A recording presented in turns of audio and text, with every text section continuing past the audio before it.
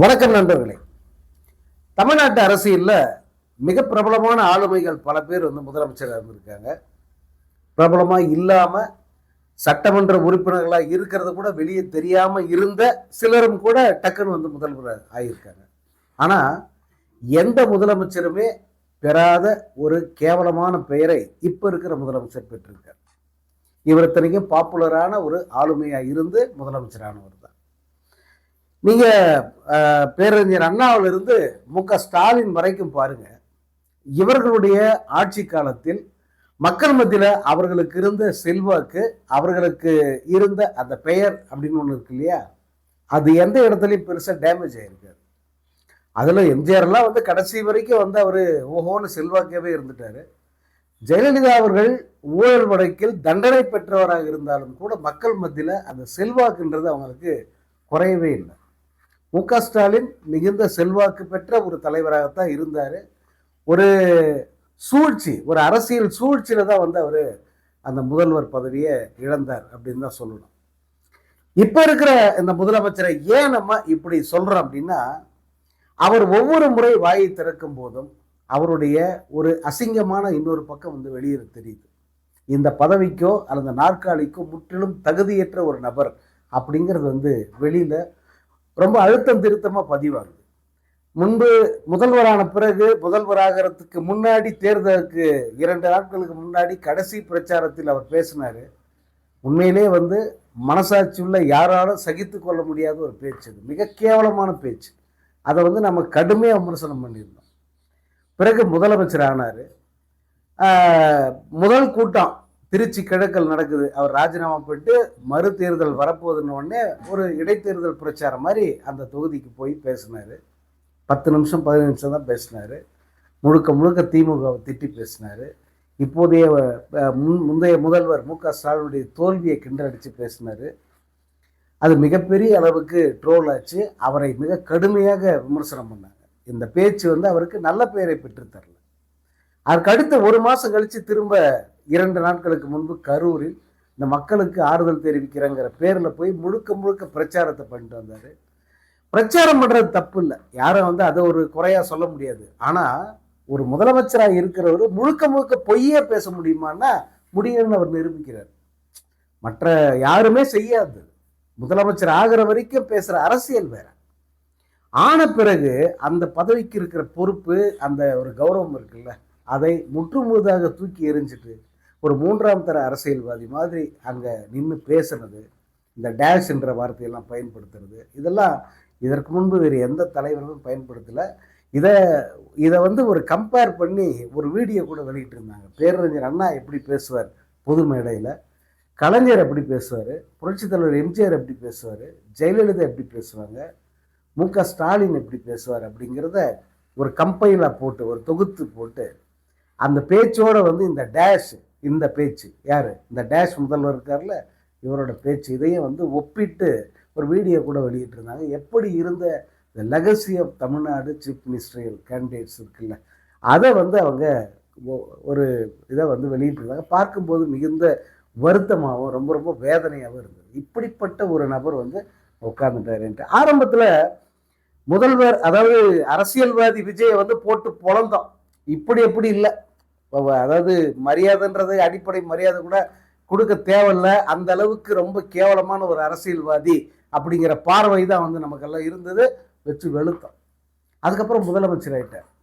முதலமைச்சரான பிறகு அந்த பதவிக்குரிய ஒரு மரியாதை கொடுத்தாகணும் இல்லையா, அதனால அவர், இவர், மாண்புமிகு முதல்வர், முதலமைச்சர், சிஎம் விஜய் இப்படி சொல்ல வேண்டிய ஒரு ஒரு குறைந்தபட்ச நாகரிகம் தானே அது தேவைப்பட்டுச்சு. ஆனால் எனக்கு நீங்கள் அந்த அளவுக்கு நாகரிகமெல்லாம் பார்க்காதீங்க, என்ன நீங்கள் அந்த குறைந்தபட்ச மரியாதையோட கூட நீங்கள் கூப்பிட வேண்டிய அவசியம் இல்லைங்கிறத விஜயே சொல்லிட்டார். இந்த கரூர் கூட்டத்தில் விஜய் பேசிய பேச்சுங்கிறது விஜயனுடைய மரியாதையை ஆட்டோமேட்டிக்காக, அதாவது தானாகவே மக்கள் மத்தியிலேருந்து அந்த மரியாதை போயிடுச்சு. மீண்டும் அந்த அரசியல்வாதி விஜய்க்கு என்ன மரியாதையோ அந்த மரியாதை கொடுத்துதான் இப்போ அத்தனை பேரும் பேசுகிறாங்க. நீங்கள் அரசியல் தலைவர்கள் பலரும் கருத்து தெரிவித்ததை நீங்கள் பார்த்துருப்பீங்க.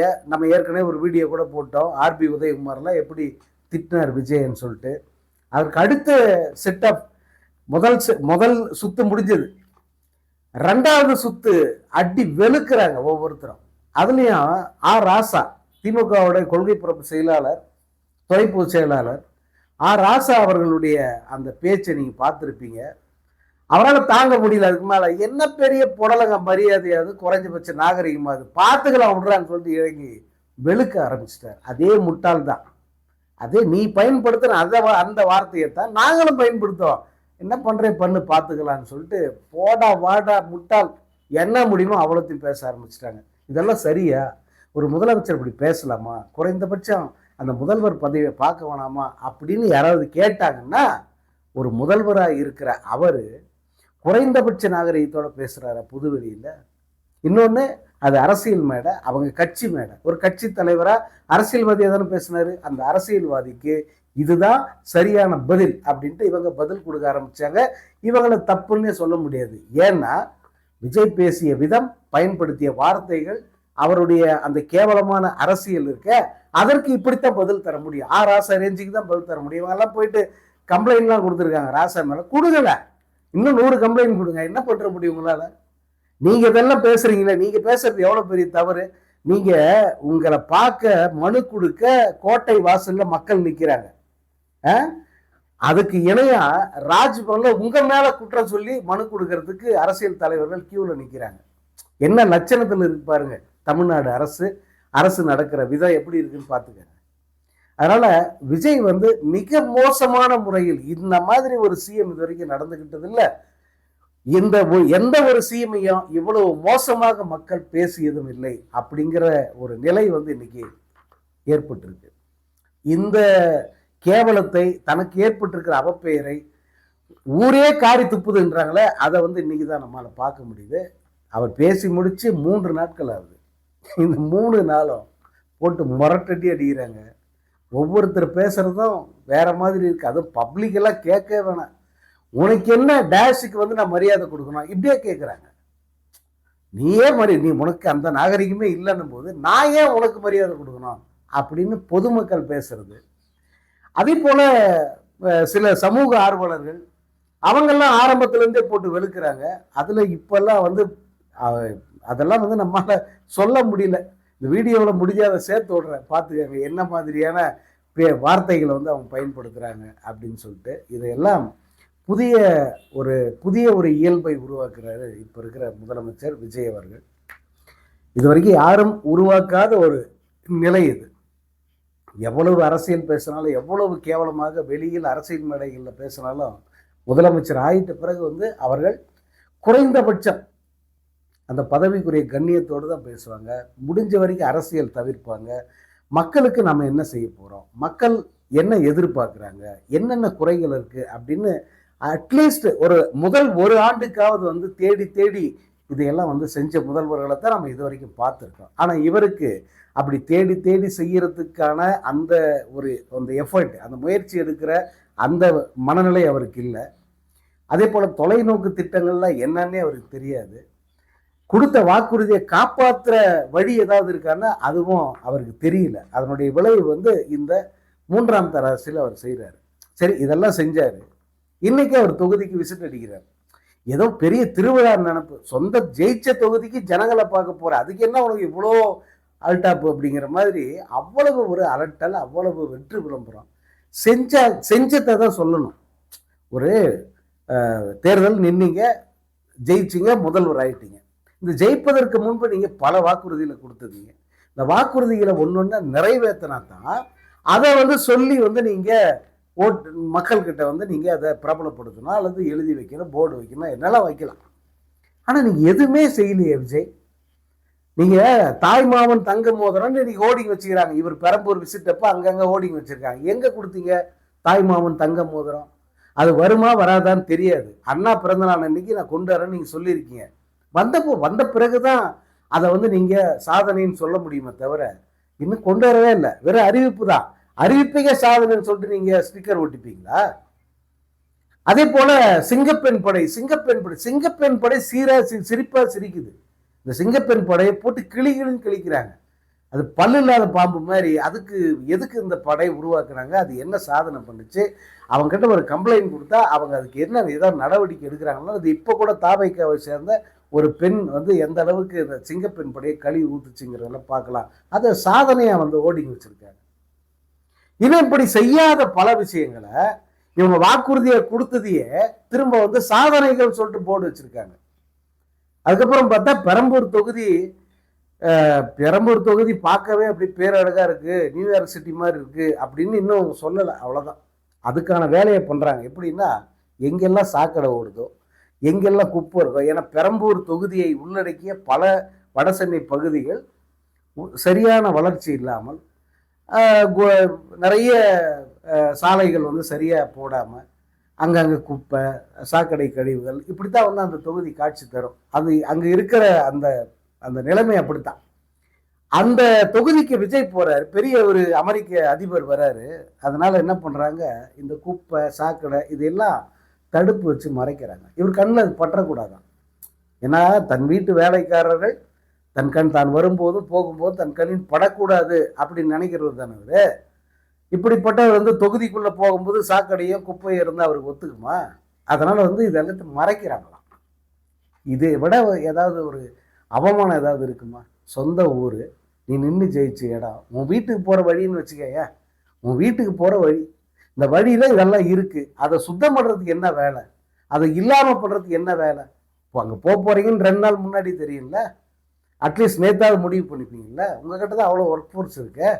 அத்தனை பேரை விட்டு க்ளீன் பண்ணுங்கடான்னு சொல்லியிருந்தா இடம் சுத்தமாயிட்டு இருக்குல்ல, ஜனங்க சந்தோஷப்பட்டுப்பாங்கல்ல. ஆனால் நீங்கள் என்ன பண்ணுறீங்க, அந்த அசிங்கத்தை அப்படியே வைடா, அது மேலே வந்து ஒரு ஜரிகையை போட்டு மறைடா அப்படிங்கிறீங்க. போய் அலுவலகம் திறக்கிறதோ, அதுங்க போய் ரோடு ஷோ போகிறதோ, அதில் என்ன பெரிய சாதனை இருக்குது?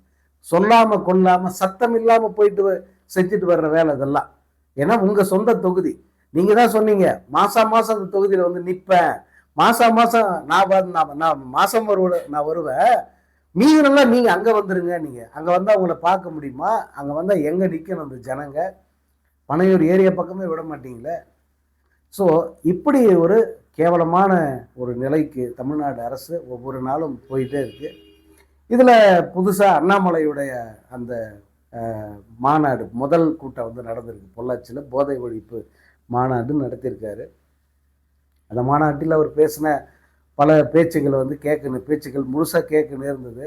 பெருசாக ஒன்றும் அது ஈர்க்கிற மாதிரியான பேச்சுக்கள்லாம் ஒன்றும் இல்லை. அவர் தன்னுடைய அரசியலுக்கு ஒரு தன்னிலை விளக்கம் கொடுக்குற பேச்சை தான் அவர் பேசியிருக்காரு.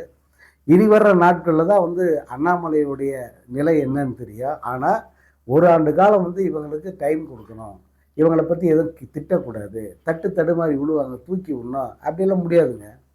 தூக்கி விடுறது எங்கள் வேலை இல்லை. தடுமாறி வருவான், அவனை தட்டி கொடுத்து எங்கெங்கே கொள்ளடிக்கணும் அப்படின்னு போய் கற்றுக்கடான்னு சொல்லி அனுப்பி வைக்கணுமா? இவங்களை தட்டி கொடுத்தா இவங்க உற்சாகம் பெற்று மக்களுக்கு நல்லது செய்ய மாட்டாங்க. இவங்க அப்படிப்பட்ட ஆட்கள் கிடையாது.